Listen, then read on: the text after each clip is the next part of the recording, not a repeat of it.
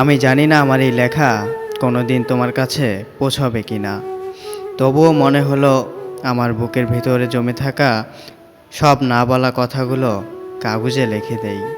আমি জানিও না তুমি কখনো পড়বে কি না, হয়তো তুমি জানবেও না, তবুও লিখছি।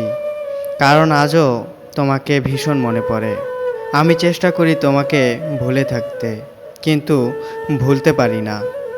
যতই নিজেকে ব্যস্ত রাখতে চাই, রাতের নিস্তব্ধতা আমাকে ততই তোমার কাছে ফিরিয়ে নিয়ে যায়।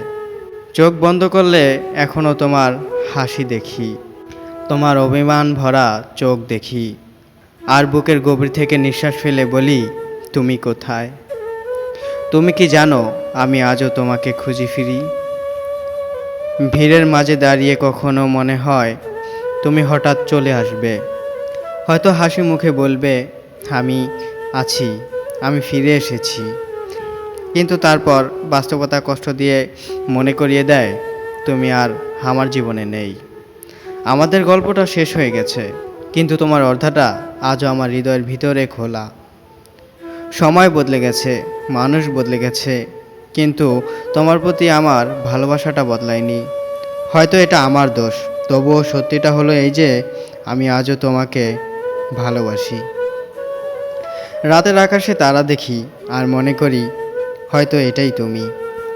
হ্যাঁ, তোমাকে আমি আজও অদ্ভুত ভালোবাসি, পাগলের মতো ভালোবাসি। হ্যাঁ, এটাই হলো আমার তোমার প্রতি ভালোবাসা।